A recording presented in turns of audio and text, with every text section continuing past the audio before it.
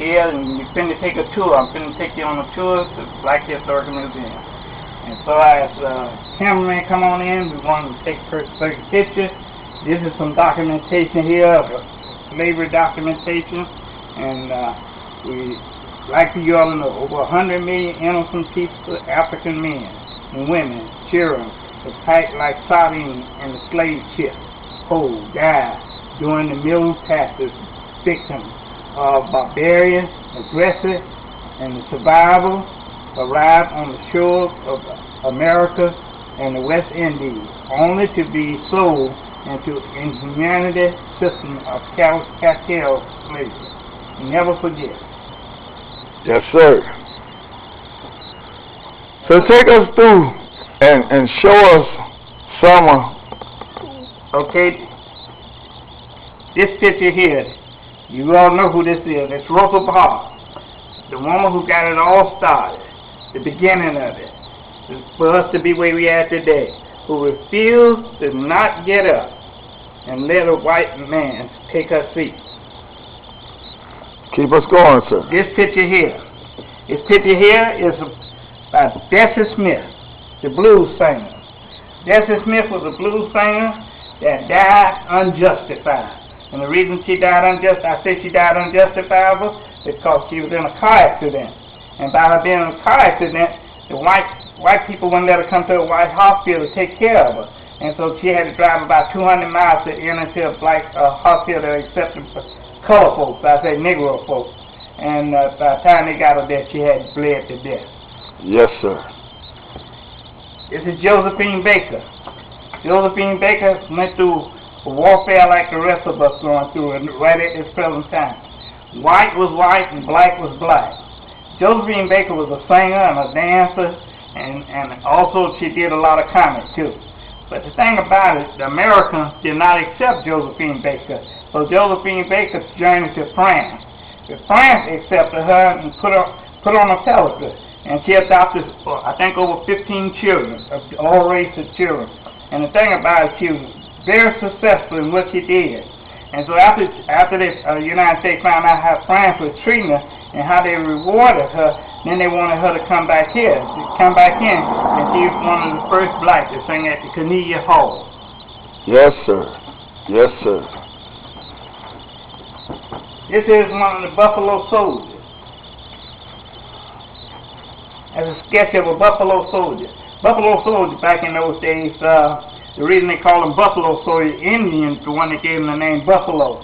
The reason they gave them the name Buffalo because they had that kinky hair up top of the head. They say those buffaloes, they got hair like a buffalo. And so that's where they got their name from, Buffalo Soldier. Amen. This is one of the most important persons. I have to recognize him because this is Malcolm X. Malcolm X was a brilliant and scholar. And the thing about Malcolm X, a lot of people say he was before his time because he was trying to educate the black people, let them know that they have to be dependable and don't depend on nobody else, and be independent, don't depend on nobody else. Malcolm X was slaughtered there in New York, and I think around about 1965. And guess who slaughtered?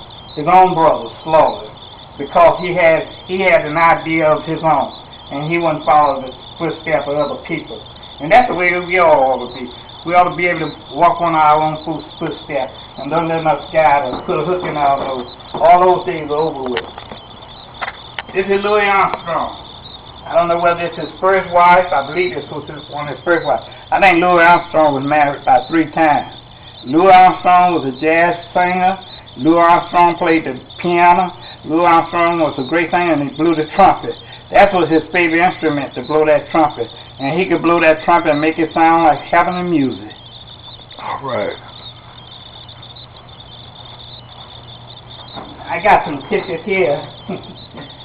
Some boys y'all don't want to recognize, but they did a great work when they was here. That's Hugh Newton, one of Black Panthers. And he stood up for what he believed in also. People don't want to give him the honor, but he stood up for us to be where we are today, because he believed in fighting for righteousness. If you didn't give it to him, he'd be leaving not only him but many of the other blacks. This is Jackie Robinson, the first black man, black to play in the major leagues with the white people. Although they had black baseball players back during that time, but he's the first one to integrate the Major League Baseball.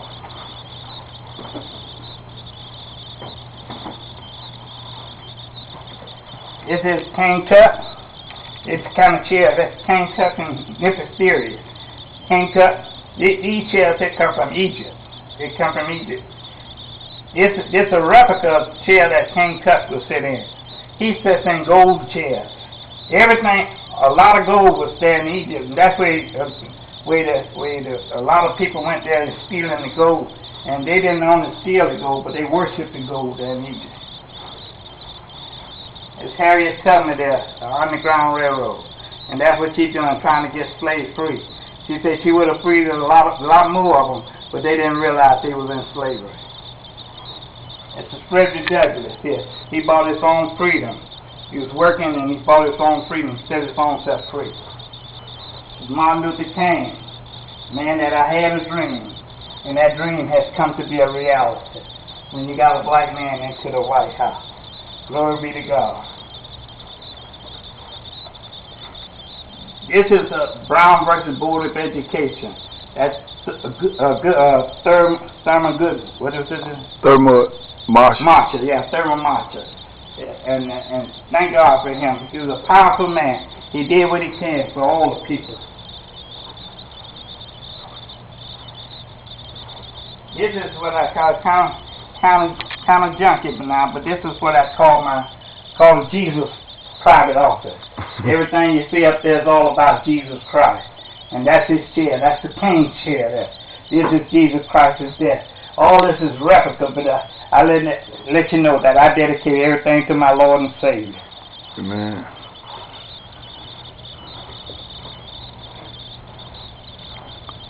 So this museum actually has all kinds of significance from all the years past. That's exactly right. Up to the present. Go ahead. Up to the present.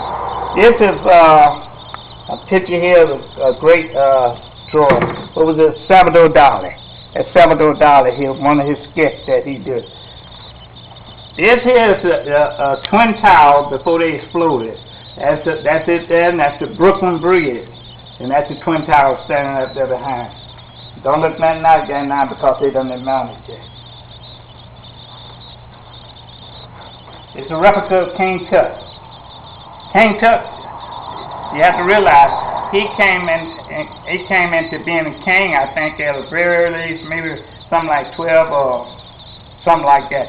But anyway, he died at the age of 17. And they thought somebody had killed him, but they found out that he had gangrene in his foot. I believe that's what happened.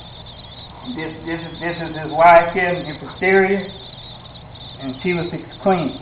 I don't know how old she was when she died, but he died as a very young kid. This is a replica of Martin Luther King, President Kennedy, and these some Africa come out of artifacts there. Over here we have a lot of stuff you might not be pleasing for the eye, but it ain't nothing but the truth. This is what you call a hangman rope. This is what they hung a lot of slaves on. This is a rope here. There's a certain type of loop they put around their neck that when they drop them, that loop wouldn't pop or nothing like that. It wouldn't slip through. This is slave documentation. And let me tell you what it is. It's what's called a slave collar. Let me read exactly what it says. Slaves for sale. Horses and mules for sale. I can hardly read it because it's so old. 1847. And this is in Savannah, Georgia. And that's where you're getting ready to auction off slaves. And that's what they had to wear. Some of them wore them around their belly, and some of them wore them around their neck. This is another here. This is out of Florida here. The St. Augustine, Florida, 1853. Say, cottons and nigger for sale. We didn't get no respect back in those days, but God has blessed us and brought us from a mighty long way. And this is another slave collar, 1852. This is from Macon, Georgia.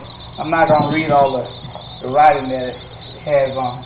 And let me show you something here. A lot of people don't believe that it exists.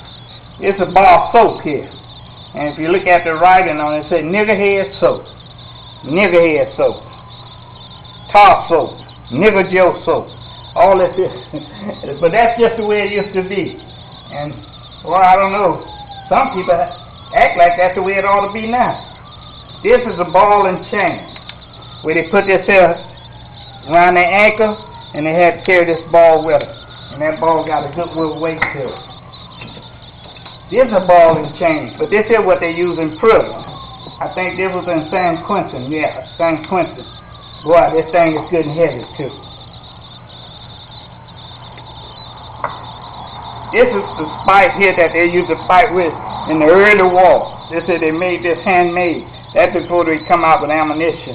They hit it, they fight, they kill an animal with it, they eat and everything else, and they kill people with it also. This is a locking chain here.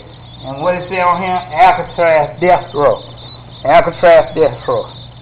And these are the kind of signs we had all over the state of Florida. We serve color, carry out only. We couldn't go in a nice air-conditioned restaurant and sit down and eat. Drinking fountain. Had white fountain and color fountain. They didn't want to drink from the same fountain. This is what you call a flare gun. And when they shoot this at night, they had a flare that shoots out and it bright up the whole area.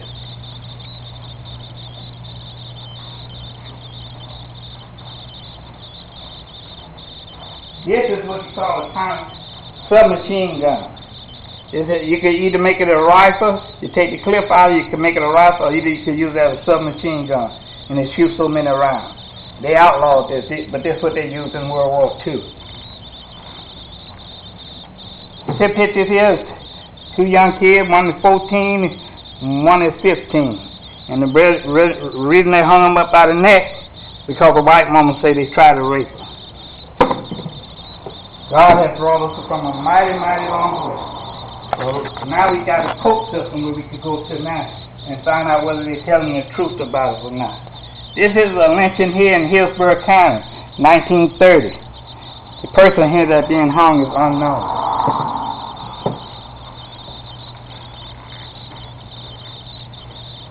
This bedroom suited here is for King Solomon. King Solomon was one of the wisest men on earth. I got a record of him up there. He was a black man. And King Solomon said, "O ye daughters of Jerusalem, look not on me because I'm black. The sun has shined upon me. My mother's children had made a slave out of me.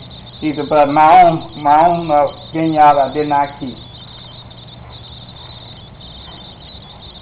Over here you're looking at the real true people, the founders of the United States of America, are these Indians here. And what they had here is called the Indian Ten Commandments. And a lot of these here, I got the writing on the back. Geronimo, 1905. These people here that they found when they anybody came to America, regardless of what part they went to, who they found was Indian and Mexican. Chief Joseph, 1903. Chief Eagle, 1910. And so that says these are the type of people, and I must tell you the truth, some of these are my ancestors. That's why I like to study history. Let people know exactly where God has brought us from. And not only where He brought us from, but where He's carrying us to. And I give God the praise and the glory out of everything. This is a picture here, though, the church. This picture here was taken in 1926. And that's so this is the same church service? It's the same church service, that's right.